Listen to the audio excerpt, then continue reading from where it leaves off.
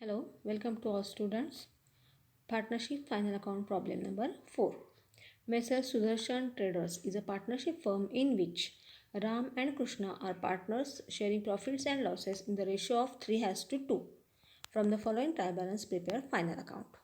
So Ram and Krishna, two are the partners and their ratio 3:2. Next slide about the trial balance. Here the trial balance already I provide you the postings. So first of all, opening stock trading account debit. Now in this problem they provide us capital account balances also and current account balances also. Means this problem is based on a fixed capital method. In a fixed capital method we have required to prepare open current account. इथं आपल्याला current अकाउंटचे balances पण दिलेले आहेत आणि capital अकाउंटचे पण balances दिलेले आहेत. कॅपिटल अकाउंट काढायचा नाही तर फक्त करंट अकाउंट काढायचा. So capital account balances are shown direct to liability. इथं आपल्याला करंट अकाउंट काढायचा आहे त्यामुळे हे जो कॅपिटल अकाउंट राम आणि कृष्णाचा 1,60,000 आणि 80,000 जो दिलेला आहे तो डायरेक्ट बॅलन्स शीट लायबिलिटीला आहे असा पहिल्यांदा कॅपिटल अकाउंट लिहून टाकायचा आहे. Then current account Ram current account shows credit balance. रामच्या करंट अकाउंटचा आपल्याला क्रेडिट बॅलन्स दाखवला आहे. So it must be shown on current account credit side. Credit balance आहे, क्रेडिटला रामच्या करंट अकाउंटला क्रेडिटला दिसेल. And Krishna current account shows debit balance, so it shown to current account debit side. म्हणजे कृष्णाचा आपल्याला डेबिट बॅलन्स दिला करंट अकाउंटचा त्यामुळे तो करंट अकाउंटच्या डेबिटला दिसेल. रामचा दिसेल करंट अकाउंटच्या क्रेडिटला तर कृष्णाचा दिसेल करंट अकाउंटच्या डेबिटला.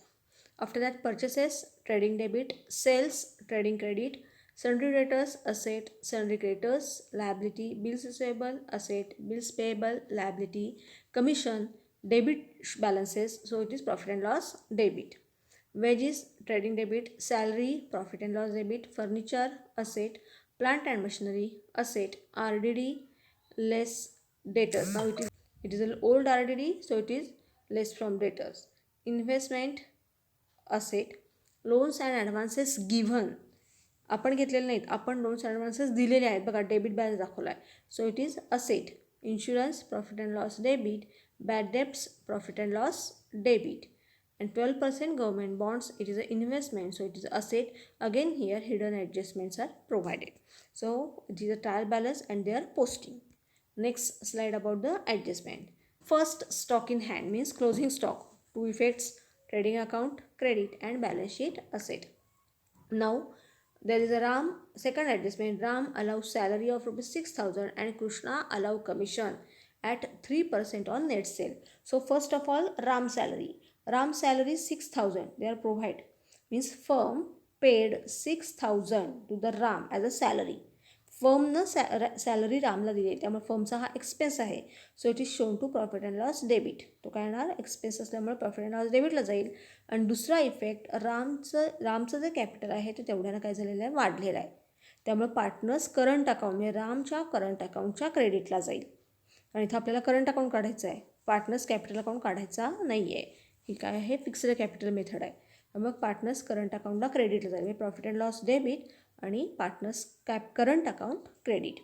Now second, Krishna allow interest 3% on net sale. मग आपला नेट सेल म्हणजे आपल्या ट्रायल बॅलन्समध्ये आपल्याला सेल किती दिला आहे तर 2,08,000 आपल्याला सेल दिला आहे. त्याच्यावर आपल्याला 3% आपल्याला नेट 3% काढायचं आहे. So here I calculated it 3% on 2,08,000 6,420 आपल्याला अमाऊंट आली 6,240. मग ह्या 6 कृष्णाच कमिशन रुपीज 6,240. कृष्णाचं कमिशन किती आलं आपल्याला 6,240. ते आपल्याला परत त्याचे दोन effect. Firm paid commission to Krishna, फर्मनं कृष्णाला कमिशन दिलेलं आहे. So first effect profit and loss debit कारण हा फर्मचा काय आहे एक्सपेन्स आहे. And second effect partners current account credit because कृष्णाच कॅपिटल इन्क्रीज. 6,240नं कृष्णाचं कॅपिटल काय होणार आहे वाढणार आहे, त्याला ती मिळणार आहे अमाऊंट. त्यामुळे कमिशन पार्टनर्स करंट अकाउंटला क्रेडिटला जाईल. So they are the two effects of salary and commission. Then next slide about the interest on capital is to be provided at 5% per annum. Now the Ram's interest on capital, now capital balances already they provide us. आता आपल्याला ह्यांनी trial बॅलन्समध्ये capital balances दिलेले आहेत. त्या capital बॅलन्सेसवर आपल्याला 5% काढायचे आहेत. मग रामचं कॅपिटल किती आहे 1,60,000 त्याच्या जर का 5% काढले तर आपल्याला किती अमाऊंट मिळते 8,000. आणि कृष्णाचे कॅपिटल आहे 80,000, त्याच्यावर जर का 5% आपल्याला इंटरेस्ट काढलं तर आपल्याला अमाऊंट मिळते 4,000. Means Ram's interest on capital 8,000 and Krishna's interest on capital 4,000. Now these interest on capital provided by firm to the partner. म्हणजे हे सुद्धा इंटरेस्ट फर्मने पार्टनरना दिलेले असते. त्यामुळे हा फर्मचा काय आहे एक्सपेन्स आहे. एक्सपेन्स कुठं जाणार प्रॉफिट अँड लॉस डेबिटला. आणि दुसरा इफेक्ट पार्टनर्स करंट अकाउंट्सच्या क्रेडिटला जाईल, कारण तेवढ्यानं कॅपिटल त्यांचं वाढणार आहे आणि इथं आपण कॅपिटल अकाउंट काढत नाही. So partners current account credit second effect हे आहे तुमची पार्टनर इंटरेस्ट ऑन कॅपिटल. त्यानंतर चौथी ॲडजस्टमेंट आहे provide depreciation on plant and machinery. माहितीच आहे तुम्हाला प्लांट अँड मशिनरीचा बॅलन्स आहे 63,000, त्याच्यावर 5% आपल्याला अमाऊंट मिळणार आहे 3,150. ते अमाऊंट दोन effect profit and loss debit आणि less from asset. So next slide about last slide for the 3,000 from our customer is not recoverable. आपल्याला 3,000 कस्टमरकडनं जे आहे येणं आहे ते येणार नाही. So it is a bad debts. Amount which is irrecoverable from the debtors is called bad debts. So two effects, less from debtors, profit and loss debit. And prepaid insurance 500. 500 रुपयाचा insurance आपण आधीच paid केला आहे. पुढच्या वर्षीचा insurance आपण आधीच paid केला आहे. आधी पेड केला असल्यामुळे तो पहिला इफेक्ट येणार लेस फ्रॉम इन्शुरन्स.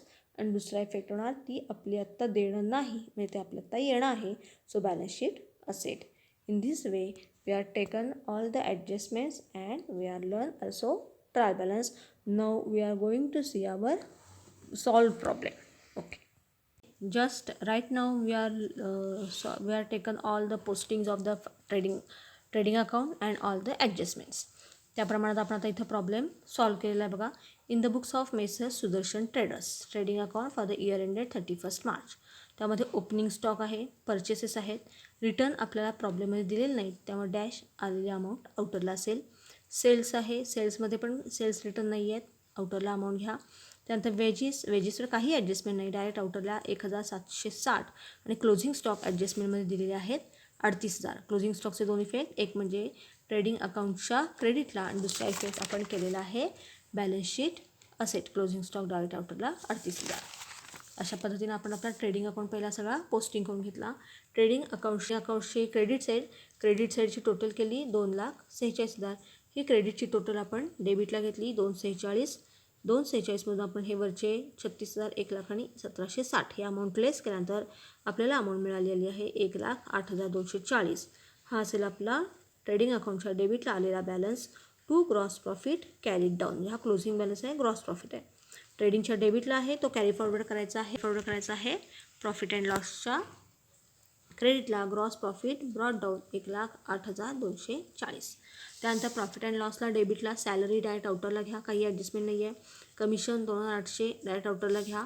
इन्शुरन्स आपल्याला प्रॉब्लेम दिला आहे 2,500 आणि ॲडजस्टमेंट आहे आपली प्रीपेड, आपण 500 रुपये पेड केला आहे. लेस करा म्हणजे एक इफेक्ट येणार इन्शुरन्समधून लेस आणि दुसरा इफेक्ट होणार आपला बॅलन्स शीटला असेटला बघा prepaid insurance 500 rupees balance sheet asset. त्यानंतर इन्शुरन्स नंतर पुढचा असेल आपला बॅड डेप्टची ॲडजस्टमेंट्स. प्रॉब्लेममध्ये ओल्ड बॅड डेप्ट्स 500चा दिलेला आहे. त्यानंतर आपल्याला ॲडजस्टमेंटमध्ये न्यू बॅड डेप्ट्स दिलेला आहे 3,000चा. त्यानंतर बॅलन्स शीटमध्ये ॲडजस्टमेंटमध्ये न्यू RDD कुठलाही नाही, त्यामुळं डॅश या दोघांची बेरीज केली 3,500. पण आपल्याला ट्रायल बॅलन्समध्ये ओल्ड RDD दिलेला आहे तो लेस करा आणि मग अमाऊंट आउटरला घ्या 2,500. त्यानंतर depreciation on plant and machinery depreciation मी दाखवलेलं आहे 3,150 आउटरला. त्यानंतर आता इथं आपल्याला रामला आपण 6,000 सॅलरी दिली आहे, ती ॲडजस्टमेंट आहे. पहिला इफेक्ट येणार प्रॉफिट अँड लॉसच्या डेबिटला सॅलरी टू राम 6,000. आणि याचा सेकंड इफेक्ट येतो बघा पार्टनर्स करंट अकाउंटला इथं तुम्ही बाय सॅलरी आणि रामच्या कॉलममध्ये 6,000 असं लिहिलं तरी चालतं, किंवा इथं bye profit and loss account आणि ब्रॅकेटमध्ये सॅलरी टू राम किंवा सॅलरी दुसरं लिहिलं तरी चालेल 6,000. दोन्ही इफेक्ट्स बरोबर आहेत. बाय P&L लिहिलं तरी बरोबर आहे आणि बाय सॅलरी लिहिलं तरी रामच्या कॉलममध्ये बरोबर आहे. इथं आपल्याला डॅश येईल.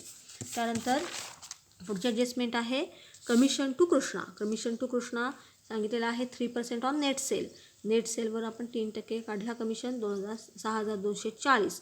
प्रॉफिट अँड लॉसच्या डेबिटला पहिला इफेक्ट होईल आणि दुसरा इफेक्ट होईल पार्टनर्स करंट अकाउंटला क्रेडिटला commission. By commission current account credit कृष्णाच्या कॉलममध्ये 6240 येतील, रामच्या कॉलममध्ये काय येईल, डॅश येईल.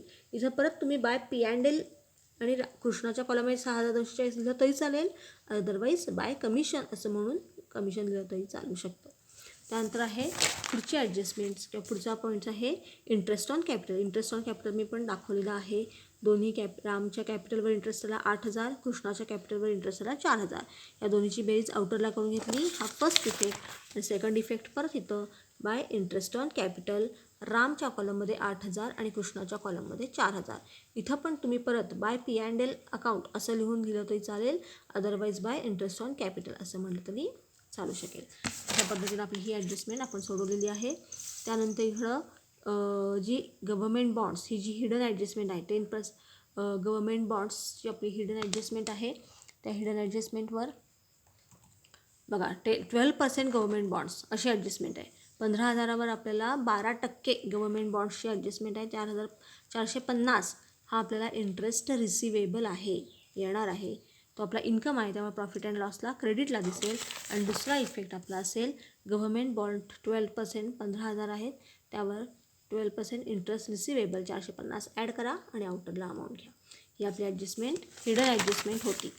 त्या पद्धतीनं आपण सगळ्या पोस्टिंग आधी ट्रायल बॅलन्स हे सगळे अकाउंट्स पोस्ट केले. त्यानंतर ह्यातले सगळे ॲडजस्टमेंट्स पोस्टिंग केल्या आणि ॲडजस्टमेंट पोस्ट करून क्रेडिटचा जो अमाऊंट टोटल केली ती 1,08,690 येते, ती क्रेडिटला घ्या.